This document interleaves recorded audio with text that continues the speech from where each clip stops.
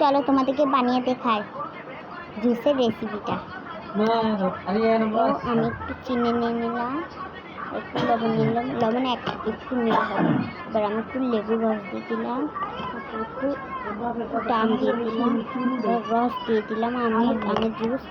এবার একটু এগুলাকে লাড়বা, আমের জুস দিয়ে লাড়াতে পারবা।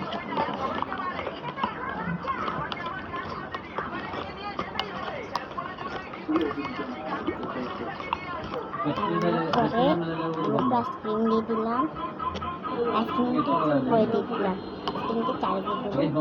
এবার আমার কাছে ক্রিম ছিল, আমি ক্রিমটা উপর দিয়ে ইয়ে করে দিলাম। এবার তৈরি হয়ে গেছে মজার মজার আইসক্রিম, মজার মজার জুস আইসক্রিম।